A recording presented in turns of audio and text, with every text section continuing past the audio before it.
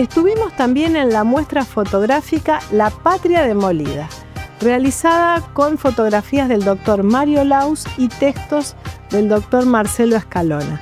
Ellos compartieron la experiencia de fotografiar un centro clandestino de detención que funcionaba en el Centro de Informaciones de la Jefatura de Policía de Rosario. Este lugar fue demolido hace ya unos cuantos años y fue recuperado para ser un lugar de memoria. Antes de que esto sucediera, ellos pidieron permiso para entrar y para sacar fotografías. Y de ahí salieron las fotos para esta muestra. Les voy a compartir una parte de los textos donde el doctor Marcelo Escalona narra ese ingreso, ese lugar y las sensaciones que ellos iban sintiendo. Dice: a fuerza de fogonazos de flash subimos los peldaños semidestruidos que conducen al infierno. Abajo quedó la justicia vendada y sorda, inmóvil e impotente entre los últimos escombros. Se necesita mucha luz para ingresar a esta negra noche de los espíritus torturados y torturantes. Es que en el silencio de cada rincón hay miles de gritos desesperados que nos desgarran. Cada objeto nos dice algo: la máquina de escribir sumarios, la pelota de trapo, la escalera al ventiluz, el dossier con el sello Libertad, la cama con elástico de alambre, restos de una silla y una mesa, el escritorio lleno de telarañas, las paredes escritas, los nichos, el piso. Es casi imposible imaginar un escenario más terrible y siniestro. El ex Servicio de Informaciones, emplazado en el edificio de la ex Jefatura de Policía de la provincia de Santa Fe, en Rosario, está colapsado y a punto de ser demolido, con su pieza de mujeres y la de hombres, su sala de torturas, su rotonda, el bulevar Perdiste y su favela. Fue el epicentro de represión dictatorial en el sur de la provincia durante los años 1976 a 1979. Y nos tocó recorrerlo días antes de su destrucción definitiva. Vamos entonces a escuchar la nota con los protagonistas de la muestra y ver algunas de esas imágenes. Estamos, con uno de los coterráneos, con el doctor Mario Laus, que él, aparte de ser abogado, tiene como profesión la fotografía, y también con el señor doctor Marcelo Escalona, que ha acompañado esta muestra o ha compartido esta muestra del lado de la redacción. Así que primero los vamos a saludar. ¿Qué tal? ¿Cómo están? Bien, muy bien, excelente. Gracias por la visita. Bueno, quiero que nos cuenten un poco cómo se inicia este proyecto, cómo fue esta primera idea de ir a sacar las fotos a lo que fue la jefatura, este servicio de información en la jefatura. Bueno, buenas tardes. Mario y yo éramos colegas en esa época, los dos colaborábamos en el diario Página 12 de Rosario, ya.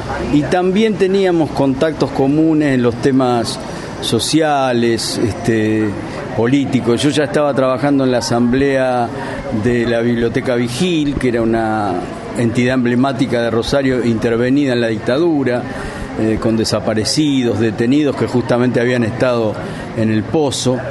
Y cuando apareció la noticia de que se iba a demoler, de que el gobierno provincial iba a demoler el servicio de informaciones ahí en jefatura, Mario se interesó en hacer una crónica fotográfica y me invitó para que yo escribiera algo en torno a lo mismo, digamos, al testimonio de lo que veíamos ahí, de lo que eso había significado y seguía significando simbólicamente, ¿no?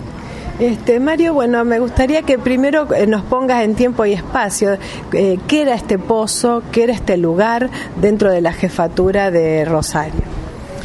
Bueno, la verdad que es una muy buena pregunta, una pregunta muy, muy importante ahora a los 50 años de este golpe cívico-militar. En el centro de Rosario, en el centro de la jefatura de policía, existía una alcaidía y allí había un servicio de informaciones que tenía 3 niveles, donde se detenía gente, se la torturaba, en algunos casos se desapareció o se asesinó. Por lo menos hay más de 2.000 registros de personas que pasaron por ese espacio y hay por lo menos 87 personas que se sabe que fallecieron en el mismo. Estamos hablando del periodo 76-79, pero como bien dice Marcelo en su texto, este es un proceso que se extendió en otros momentos también. Por eso fue tan importante la decisión del gobierno provincial de trasladar la jefatura de policía y de proceder a la demolición de esta verdadera Bastilla que tenía Rosario, este servicio de información es nefasto. Y no solo se procedió a la demolición, sino que se creó un espacio de la memoria para que la gente, todos recordemos las cosas que allí sucedieron, que fueron tremendas. Bueno, dentro de uno de los textos que están en la muestra, hablan de una persona o personaje que ahí trabajaba, que justamente también estaba en la comisión de la Vigil, y bueno, uno lo lee y piensa en la crueldad, en lo alocado de esa situación. Sí. 7 directivos de la Vigil estuvieron, prácticamente toda la comisión directiva estuvo detenida un año completo en ese lugar, mientras estaba intervenida y fue saqueada, destruida la institución. Y uno de ellos, Francisco Routabull, sobre el cual yo escribí la crónica, fue alguien que él mismo, porque después eso dio lugar a muchos juicios, ¿no es cierto? Yo participé como abogado de la Vigil en esos juicios, pero era curioso porque él declaraba que no lo habían torturado físicamente, nunca le pegaron, nunca lo picanearon, pero le hacían escuchar las grabaciones que los mismos servicios tomaban de sus hijos, niños de escuela primaria, en la institución, y le hacían escuchar a los padres, cuando estaban vendados, detenidos, le hacían escuchar conversaciones de los niños. O sea, una tortura psicológica atroz, ¿no? Y el caso de Routabull fue muy doloroso porque él prácticamente se volvió loco, digamos, una persona que cuando fue liberado nunca más pudo salir de la casa, incluso después de 2 o 3 años no salió más del dormitorio y murió a los 5 o 6 años de una depresión que derivó en una serie de enfermedades. Pero digo, sería alguien que no figuraría en la lista oficial de desaparecidos, ¿no? Como tantos cientos o miles de casos, cuando se discute esta cuestión dolorosamente casi deportiva de si eran 8.000 o 30.000, bueno, yo me enfoqué en una persona que murió a causa de esa detención en este lugar y que, bueno, no figura en la lista de desaparecidos. Además, lo loco por la narración, ¿no es cierto?, que está ahí en la muestra, es decir, en la Vigil era colega y en sí, el Centro de Información... En ese caso me refiero al policía que funcionaba como lugarteniente de FECET, que era Alcides Telmo Ibarra, alias Rommel, que está preso, está preso por las causas de Vigil, condenado, tiene varias condenas a prisión perpetua, porque claro, él trabajaba como administrativo en la Vigil y al mismo tiempo era uno de los torturadores y secuestradores, porque era policía en el servicio de informaciones. ¿Por qué elegir ese centro de la Vigil, o sea, como otros centros culturales también? Pero ¿qué era lo que les molestaba o les parecía peligroso de esa gente? No sé si quién quiere cantar. Bueno, Marcelo acá va a ampliar, pero yo recuerdo como niño el accionar de la Vigil era muy intenso, trabajó muy, muy fuerte en educación, en cultura, tenían una rifa espectacular, eran impresores también de obras de arte, o sea, la actividad que tuvo la Vigil fue extraordinaria y el proceso de la dictadura militar quiso exterminar toda posibilidad de pensamiento, de desarrollo, de criticismo, de pueblo. Nos viene a la mente un libro muy importante que ahora vamos a seguramente comentar en el futuro, Maestro Pueblo o Maestro Gendarme, un libro también publicado por La Vigil y que seguía la pedagogía de Paulo Freire. Pero Marcelo te puede desarrollar mucho más la idea. No, lo dijiste muy bien, Mario. La persecución incluso había empezado en el gobierno peronista, esto también es justo recordarlo. Ellos fueron muy perseguidos por López Rega, pero la matriz de algún modo era la misma, digamos, para esa facción de poder, la educación popular, los beneficios sociales eran algo peligroso, ¿no? Y lo bueno es hacer un lazo entre aquello y un momento actual donde hoy uno sigue escuchando ese tipo de voces, ¿no?, oficiales, que denostan las actividades sociales, educativas, ¿no? La desaparición de La Vigil obedece, como le ocurrió a muchas instituciones y personas, a que eran gente que concientizaba a los trabajadores, a las clases bajas, medias. La Vigil estaba en un barrio periférico y ahí hizo una actividad transformadora extraordinaria y sin recursos del Estado, que esa era otra cosa que molestaba. De hecho, los directivos recordaban a algunos ministros que le decían expresamente eso, que el peligro de La Vigil era su autonomía. Claro, porque el que da plata puede controlar. Exactamente. Así.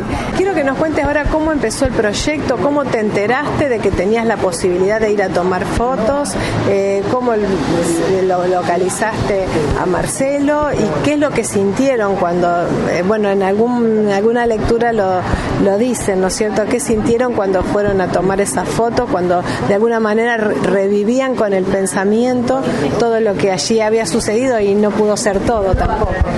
Mira, en el año 2005 yo me desempeñaba como asesor del ministro de Gobierno de la provincia de Santa Fe, el doctor Roberto Rosúa, y desde ese lugar yo trabajaba enfrente del pozo. Tenía mi oficina sobre la avenida Santa Fe. Entonces, cuando se decide la demolición, le solicito el permiso al doctor Roberto Rosúa para ir a fotografiarlo. Lo charla con Obey, lo charla con el doctor Fernando Rosúa, que también era en ese momento el director del servicio penitenciario. No hubo ninguna dificultad en hacerlo, y así fue como con Marcelo nos introducimos a ese mundo, que era un mundo dantesco, porque en la entrada lo que había era una representación de la justicia, un fresco donde estaba la justicia vendada, y era una justicia ciega, sorda, muda, y después había que subir una escalera y abrir una puerta de chapa, y ahí entramos a un verdadero lugar de Spielberg. Muy tenebroso. Un lugar muy tenebroso. También la importancia de a esa foto ponerle las palabras, ¿no es cierto?, para que de alguna manera se pueda revivir mejor. Sí, por supuesto que la crónica tenía que ser breve, en realidad es como una metáfora, ¿no? Elegí un solo caso, un aspecto, pero hace una resonancia con las miles de personas que pasaron por ahí, y sobre todo con ese procedimiento atroz que usó el Estado, que era, bueno, desaparecer personas, ¿no?, apropiar niños, tergiversar la verdad y destruir instituciones tan valiosas de la educación, de la cultura. Doloroso, hasta la pelota de trapo había quedado. Bueno, la pelota de trapo es un símbolo futbolístico muy fuerte, muy potente. No pensábamos encontrar ese objeto allí. Refiere también a una Rosario con características muy peculiares, porque por algo Messi sale de Rosario, por algo Di María sale de Rosario, por algo Bielsa, Menotti. Hay una enorme tradición futbolística en Rosario que se ve reflejada también en este espacio de terror, ¿no?, a través de una pelota de trapo. Gente, los dejo para que puedan compartir con todas las personas. Muchas gracias.